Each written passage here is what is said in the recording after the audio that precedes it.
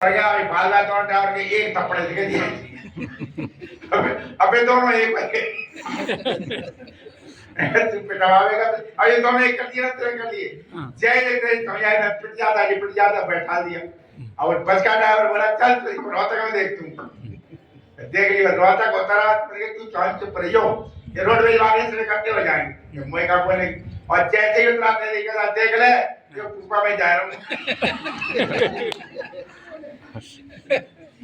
अरे 24 घंटे लगे में तैयार एक बार नाक फुड़वाया कहीं न कहीं अब खूब रोका करूं तू आचार्य मुझे ही भेज दे तू जब दिन तक क्यों पिट जाओ कहीं न कहीं और माना नहीं कर तू सन्यासी है ये मानता ही नहीं।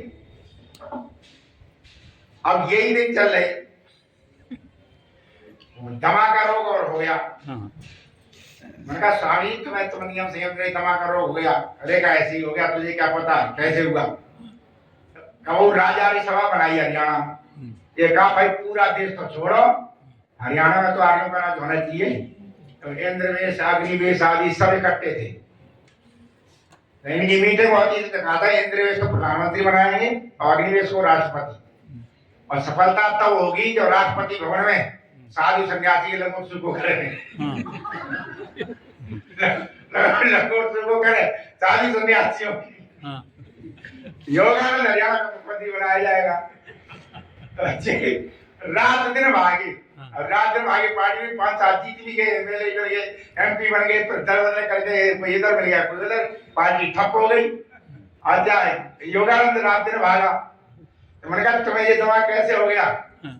मैंने तो ये कहा कि दवा कैसे होगा फिर स्वामी जी तो राष्ट्रपति प्रधानमंत्री कहाँ है क्या कुछ मत पूछे इंद्रवेश तो पहुंच गए बिजनौर प्रधानमंत्री तो पड़ा हुआ है गंगा पार और राष्ट्रपति दिल्ली में दिन काट रहा और योगानंद को सांस चढ़ी रही थी और हरियाणा का मुख्यमंत्री तांडव नृत्य कर ही रहा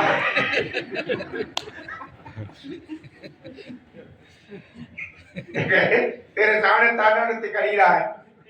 मैंने कहा तुम्हें जब खूब पता है कि दमा को रोग है तो मैंने हलवा खाओ कहूँ हलवा बनाए खा गया गीता अब घी का हलवा खाएगा दमा को रोग राजा स्वामी तो हलवा क्यों खाएंगे। अरे कछु मत पूछे मन को कह दो बालक जी बालक ना मानो रात तो ना हलवा चाहिए तो खा ले। अच्छा परेशान हो रहा सब निश्चित रूप से जब नियंत्रण नहीं होता ये बालक है पता नहीं कहां पर गया जाकर तो ये सवेरे शाम जो बैठता है और मैंने उसे कभी संध्या करते नहीं देखा। मैं कहता कि संध्या नहीं करता और तभी तेरी ये दशा हो जाती संध्या क्या करता नहीं कुछ केवल ऐसे ही रहता। एक तो योगानंद जो न बैठते थे और एक हमारे बीतराग स्वामी जिन्होंने साधु आश्रम गुरुकुल की स्थापना की पहले सन्यासी थे वो पौराणिक स्वामी दयानंद के कट्टर विरोधी बीमार हो गए एक बालक ने बड़ी सेवा कर धरती पेशाब सब डालिए ठीक हो गए ठीक हो गए सर्वानंद जी महाराज सर्वानंद नाम का तो चले तो बालक से कही बेटा तेने बहुत सेवा करी 4 महीने में ठीक हो गया अब तू कछु हमसे मांग ले स्वामी तो हमें देंगे ना ना तू मांग हम दे देंगे ना स्वामी मुझे तो विश्वास ना कहना विश्वास कर स्वामी विश्वास में यार ना विश्वास करके स्वामी तुम्हारे दरवाजा बदलियो 3 बार और देना पड़ेगा क्या मांग ले तो उसने कपड़ा में बांध के सत्यार्पका दे दिया कि महाराज जाए पड़ी ये सत्यार्पका पढ़ देना यही मांगे थे। अलीगढ़ में वो था अलीगढ़ तक चले जाओ काली नदी किनारे जहाँ साधु आश्रम इस तरह बना हुआ है वहीं बैठ करके सत्यात्मका जब बोला और जाने गई किताब दे दी जाए तो रोजगारी देते पढ़ने लगे सत्यात्मकाश को जैसे जैसे पढ़ते गए वैसे वैसे रोते गए क्या हमने बड़े पाप किए ऐसे हीरा आदमी को हम गाली देते अंत में वहीं के ठाकुर साहब के उनके पास हाथ जोड़े बैठे कि अब यहाँ संस्था खोलना चाहते उन्होंने जमीन दी तो साधु आश्रम फिर वहीं बनाया वहां गुरुकुल चला। ये थे साधक जिन्हें हम कहते हैं मन को नियंत्रण करने वाले। अच्छा सवेरे शाम को सब छूट जाए संध्या नहीं छूटती परमात्मा का ध्यान नहीं और उसका परिणाम क्या है? परिणाम ये होता है कि ऐसा आदमी अपने जीवन की हर एक घटना पर ध्यान रखता, जैसे हमेशा ध्यान को आप जैसे भौतिक संसार में कि नौजवान जितने होते हैं ना, शरीर का कितना ध्यान रखते हैं आपने देखा ना। नौजवानों को देखो, यहाँ तो कंगा रहता, और मैंने देखा कहीं बारात रात में जाए रिश्तेदार में, पहले मोटरसाइकिल खड़ी करेंगे, फिर मोटरसाइकिल चेहरा देखेंगे, फिर बाल ठीक करेंगे, है ना, बिना उसके नहीं जाती। अच्छा है नहीं कि हमने जज साहब देखे, जज साहब ने कहा हमें टिकट दिलवा दो, मैं मुंह पे टिकट बट रही है, साई राम जी से कह दोगे, कह देंगे। उनने जोश में एडीजे थे काशीगंज के इस्तीफा दिया, चुनाव लड़ने के मैंने मना किया, कहना अब तो इस्तीफा ही देंगे, बीआरएस ले लिया।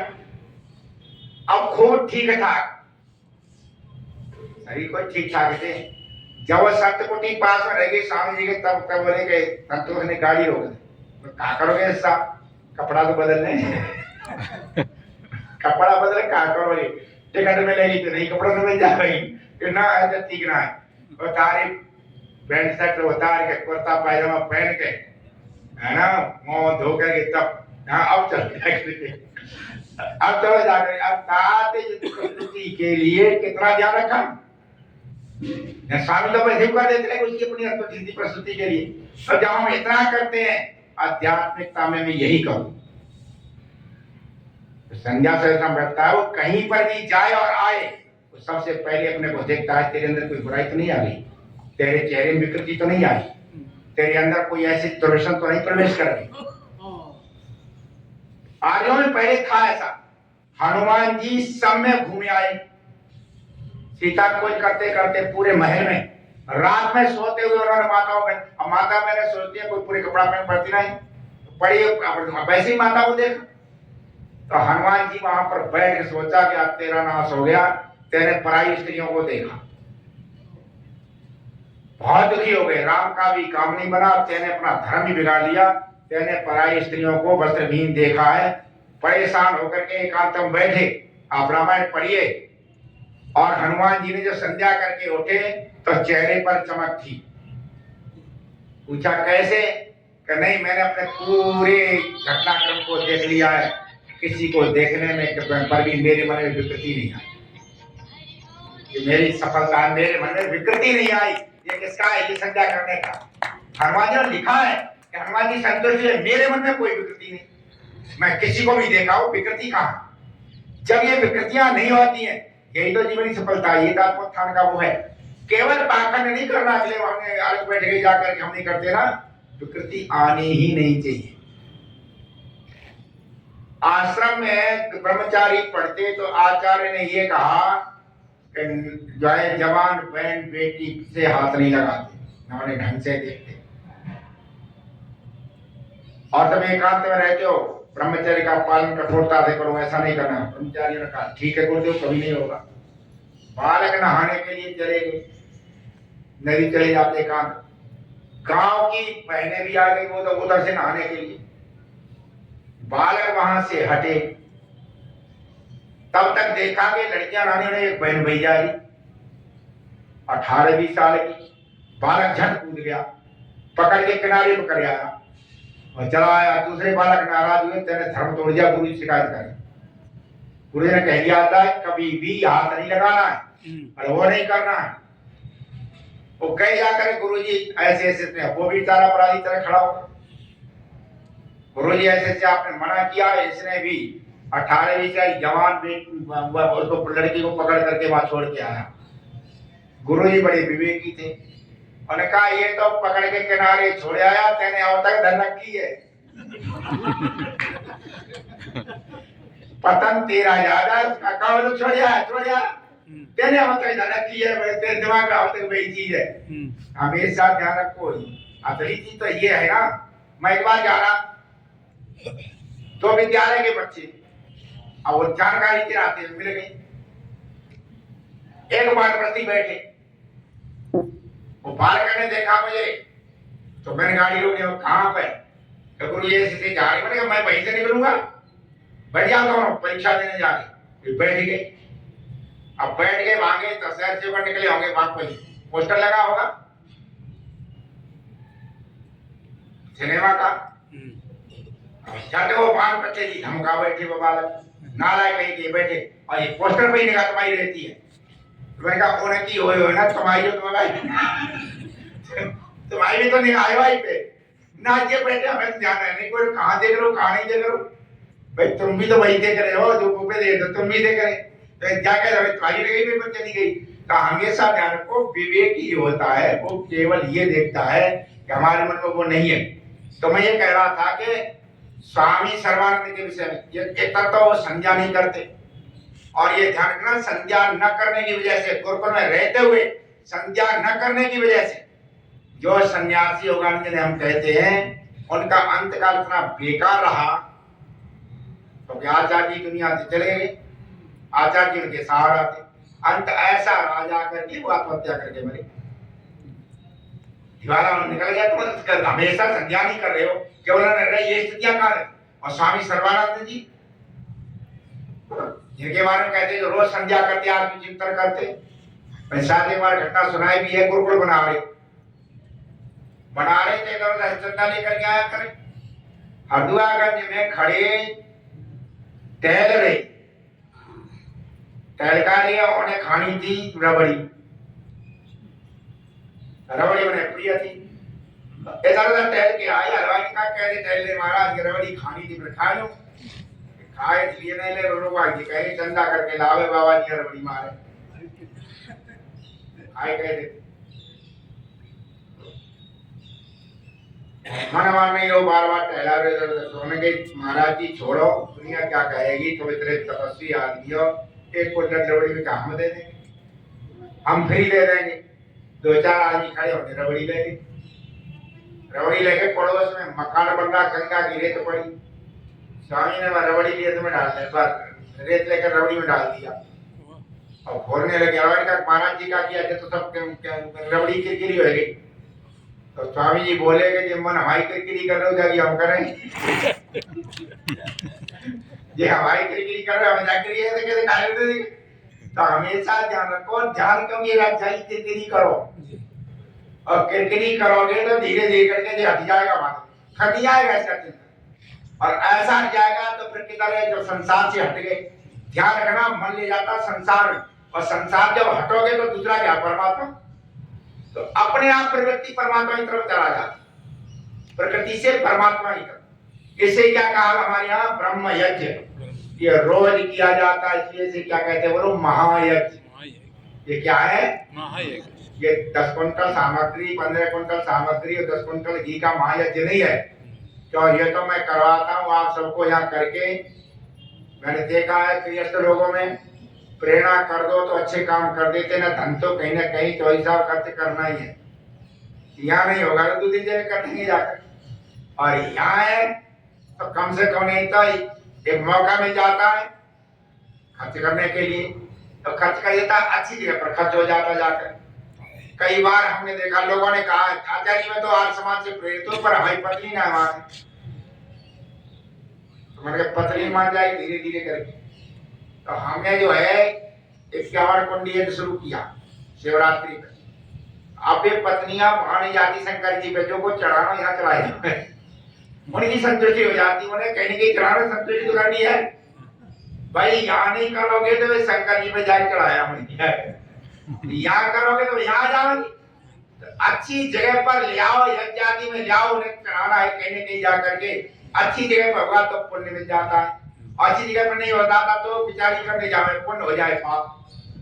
हमेशा ध्यान रखो लोग कहते हैं अभी आता है इसमें श्रद्धा नहीं देखो ध्यान रखो श्रद्धा एक अग्नि है श्रद्धा क्या है अग्नि है इस अग्नि में तुम जिस सामग्री को डालोगे वैसे गंध आवे अब इसमें मिर्च डाल दो सब तबाह हो जाए इसमें शुद्ध घृत डालो सामग्री डाल सब खुश हो जाए उससे श्रद्धा अग्नि है इसमें सत्य की आहुति पड़ती है तो संसार में आनंद ही आनंद है और पाखंड की आहुति पड़े तो नाकमदम हो रही होगी नाकमदम हो रही होगी।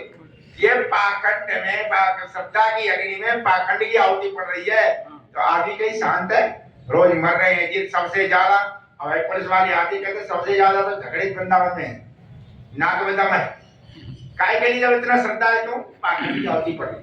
तो जहाँ ऐसा होता है पाखंडी आहुति पड़ती तो समाज का जीना दूभर हो जाता है।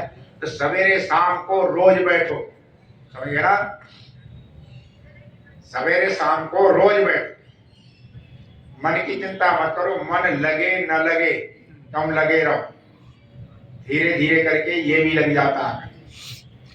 तुम लगे रहोगे तो ये भी लग जाता है। लगे आनंद स्वामी कथा कर रहे, एक बुढ़िया माता जी आई, स्वामी तुम कहते बैठो, मन तो लगता नहीं, उन्होंने की अम्मा मत लगे तू लगी रहे, मन नहीं लगता तू लगी रहे, जीव लगे बाग जाएगा कहाँ, तेरे ही है, तू लगी रहे तो ये भी लगा रहेगा। तो उस तरह रोज सवेरे शाम को बैठो, कि तुम्हारा प्रथम महायज्ञ है, किसी कहते ब्रह्म यज्ञ। स्वामी दयानंद ने इसके मंत्र भी लिखे हैं, धीरे धीरे व्याख्या करते रहेंगे। संध्या के 19 मंत्र हैं, इनको पढ़ो, इनके भाव को पढ़ो, जो पढ़ोगे जाकर धीरे धीरे हमारे जीवन का रास्ता खुलेगा। श्री दयानंद का एक बार फिर 100 बार धन्यवाद है कि उन्होंने झाड़ झंखाड़ में से काट छांट करके एक सुंदर सा पथ निकाल करके दे दिया, फिर भी कोई न चले तो उसका दुर्भाग्य। तो ऐसे श्री दयानंद को नमन करता हुआ आप सबकी निष्ठा को भी प्रणाम करता हुआ, क्योंकि इतने उसमें भी निष्ठावान ही लोग होते हैं जो आते हैं। और चौधरी साहब तो हमारे अंत में आया करते थे जब पूर्ण आरती होती। कल संतोष ने कहा कि सवेरे चौधरी साहब कह रहे हम यजमान बनेंगे, इसका मतलब है आध्यात्मिक गति हो रही है, आध्यात्मिक गति हो रही है। जब आदमी का ये नहीं हम यजमान बनेंगे, इसका मतलब क्या है, आध्यात्मिक गति आदमी की है। और हमेशा ध्यान रखना, चौधरी साहब मनु महाराज ने कह दिया है कि यदि आत्मोद्धार का मार्ग मिले तो उन्होंने कहा संसार के सब काम करो, यदि वो सब काम आत्मोद्धार में बाधक हैं तो उन्हें नहीं करना चाहिए, हटा देना चाहिए। तो अच्छे सत्संग के लिए उनके लिए यदि संसार के कार्यों को आगे पीछे भी दो दिन करना पड़ जाए तो आदमी को करना चाहिए। चलो ये काम कल कर लेंगे, आज तो हमें जाना ही जाना है। और इसको आप करेंगे, हम जो मावाशी बच्चों को पढ़ाते हैं उसमें आता है 2 परिभाषाएं इकट्ठी होती, ये लगे कि ये लगे। तो महावाशी पतंजलि लिखा है प्रधान अप्रधानयो प्रधाने कार्य संपन्न। प्रधान और अप्रधान हो तो प्रधान में कार्य किया जाता, जनता बहुत जा रही है, डीएम आ गया तो रास्ता रोक दिया जाता, तो वो प्रधान है। मुख्यमंत्री आता कर दिया जाता, वो प्रधान है। उसी तरह अपने जीवन में प्रधान और अप्रधान कार्य, संसारिक कार्य सारे क्या है, अप्रधान है। आत्मोद्धार कार्य क्या है, प्रधान है। उस आत्मोद्धार के कार्य को प्रधान मान करके हम उसमें पहला काम, संसार छोड़ना नहीं, बिना संसार के तो काम चलेगा नहीं। संसार यही विशेषता है वैदिक धर्म की, वो संसार को छोड़ने को नहीं कहता। संसार के बगैर आध्यात्मिकता चल नहीं सकती, लेकिन संसार में इतने लिप्त हो जाओ अध्यात्म बिल्कुल गड़बड़ हो जाए तो फिर वो और ज्यादा हानि हमारी। अध्यात्म जिसका मजबूत रहता है उसका संसार भी सफल है, और जिनका अध्यात्म मजबूत नहीं उनका संसार भी गया और ये भी गया। तो ऐसी भावना से हम नित्य प्रति आते रहे। सत्संग का समय पूरा हो गया है, आशा और विश्वास करिए।